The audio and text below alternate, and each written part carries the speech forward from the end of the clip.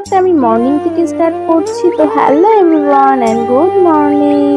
আর আজকে হচ্ছে বিশ্বকর্মা পুজোর আকাশটা দেখে মনে হচ্ছে আজকে বেশ ভালোই বৃষ্টি হবে। যাই হোক, চলো সকাল সকাল কয়টা ফুল তুলে নিই।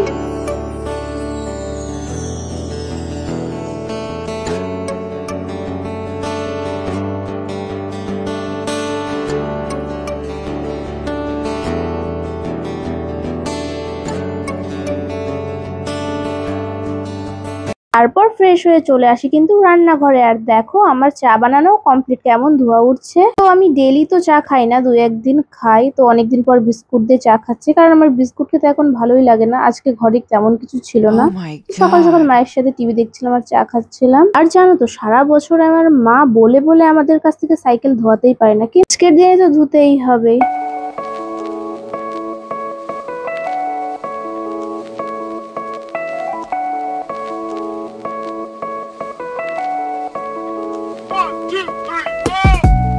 আর দেখো যখনই আমার সাইকেল ধোয়াটা কমপ্লিট হয়েছে তখনই বৃষ্টিটা কেমন শুরু হলো। আর দেখো ওইদিকে বোনের সাইকেল ধোয়া কমপ্লিট। চলো দেখা যাক এরপরে কি কাজ আছে। তো বাবার বাইকটা একটু মুছবো, এখন তো বাইরে বের করা পসিবল না যে ধোবো, তো তার কারণেই মুছবো শুধু।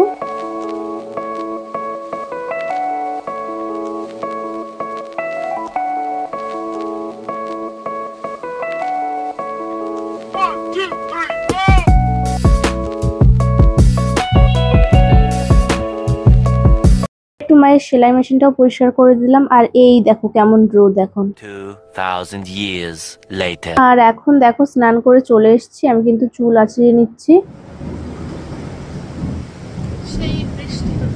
বৃষ্টি তো আবার শুরু হয়ে গেছে। যাই হোক, আর দেখো যখনই চুল আঁচড়াবো না কেন এত এত করে চুল উঠবে। আর দেখো ওইদিকে আমার কিন্তু পুজোও কমপ্লিট আর প্রসাদ খাওয়াও কমপ্লিট। তো আজকে লাড্ডু দিয়ে পুজো দিয়েছিলাম। তারপর তো ভাত খেয়ে নিয়ে ছিল নাল ভাজা আর শাক দিয়ে ছোট মাছ দিয়ে তরকারি, আর একটা মাছ দিয়ে কি বেশ তরকারি ছিল। এইখানে মা শশাও কেটে রেখেছিল। বাইরে যেহেতু বৃষ্টি হচ্ছে তো ভাবলাম একটু ঘুমিয়েই নি। তো চলো একটু ঘুম দিয়ে নি।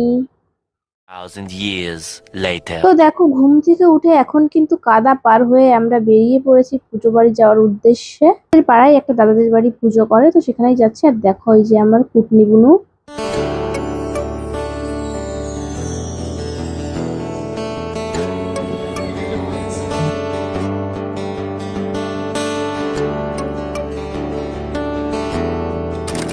আর তো বাড়ি গিয়ে দেখি দিদাদু এসছে, তো মা বাজারে পাঠিয়ে দিল। তার কারণটা হচ্ছে কিছু জিনিস নেওয়ার জন্য এসছি। তো এখান থেকে দেখো কিছু ভেজিটেবলস নেব। আর দেখো বাজারে পুজো হচ্ছিল বিশ্বকর্মা ঠাকুর, এই যে। তারপর এসেছিলাম একটা কসমেটিক দোকানে, এখান থেকে আমার বুনুর কিছু নেওয়ার ছিল। দেখো এখন কিন্তু বাড়ির কাছে প্রায় চলে এসেছি। তো এই দোকানে দাঁড়িয়েছি কারণ আমরা এখন নেবো আইসক্রিম। তো আমার বুনু আর একটা বোন গেছিল, তো আমরা তিনজন গেছিলাম। আর দেখো আইসক্রিম থেকে কেমন ধোয়া উঠছে। তো তারপর তো বাড়ি এসে একটু শুয়েছিলাম। আর দেখো এই যে আমার পান্ডা।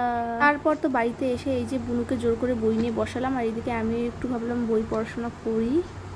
A few moments later. আর আজকে যেহেতু ফ্রাইড রাইস বানানো হবে তার কারণে দেখো আমি ভেজিস গুলো কেটে দিয়েছি। আর দেখো স্যালাডও কেটে নিয়েছি। আর এই যে ফ্রাইড রাইস এন্ড ডিমের কষা, যেহেতু দিদা চিকেন খায় না তার কারণে। তো আজকের ব্লগটা আমি এখানেই শেষ করছি। ভালো লাগলে অবশ্যই একটা লাইক কমেন্ট করে দিও। তো চলো বাই বাই।